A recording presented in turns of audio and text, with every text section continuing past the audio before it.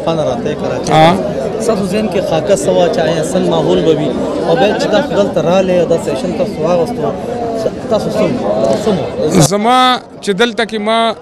څه زده کړل نوې خبرې څو خبرې نوې چې دومره څومره علمي ناستې وشوې د دې سره سره بیا چې د پاکستان قامي ژبو ته کم عزت ملاو شو که هغه پنجابي ده که سندي ده که بلوچي ده که پښتو ده که سرایکي ده زما دا تمنه وه زما دا خیال و چې بس یو فارمل سیمینار به وشي او څه مشران به یو څو خبرې وکړي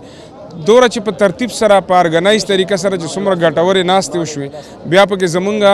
یو پله په ابتدایي اجلاس کې د کتابونو مخکتنې وکړې چې هغه ډېر بنیادي اجلاس و د چیف ګیسټ په موجودګۍ کې زمونږ د ژبو که سرایکي ده که پنجابي ده که پښتو ده بیا دا چې دې نه علاوه یو بله د خوشحالۍ خبره دا ده چې اوس مونږ نن په درېیمه ورځ په اخر ورځ باندې د پښتو نشست وکړو او په خپلو مشاهیرو خپلو اتلانو باندې مونږ خبرې وکړې هغه د دې ځای خلکو هم واورېدې ځکه چې په اردو کې وې خو د دې سره سره د نورې دنیا خلک هم هغې نه خبر شو نو زما دا خیال دی چې دا ډېره لویه خبره ده چې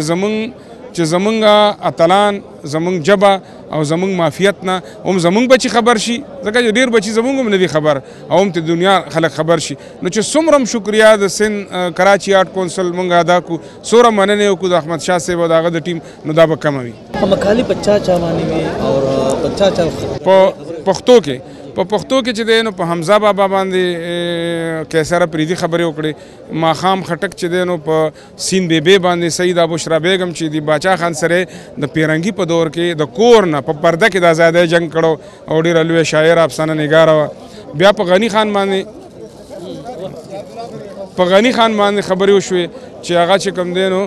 خان عبدالغني خان چې زمونږ د باختر شاهزاده ورته ویلی شي او د پښتو د رومان او د فکر ډېر لوی نوم دی په هغه باندې هم خبرې وشوې هغه باندې عنایت صاحب خبرې وکړې په اجمل خټک بابا چې زمونږ د قومي انقلابي نظم لوی نوم دی په هغه ما خبرې وکړې او زمونږ د پښتو افسانې په مور بیبي باندې زیتون بانو باندې د محفل صدر ډاکټر عباسین صاحب خبرې وکړې نو چې کوم زمونږ د شلمې صدۍ ډېر نماینده نومونه په مختلفو میدانونو کې هغه ټولو باندې ډېرې ښې خبرې وشوې او ډېرې ګټورې خبرې وشوې.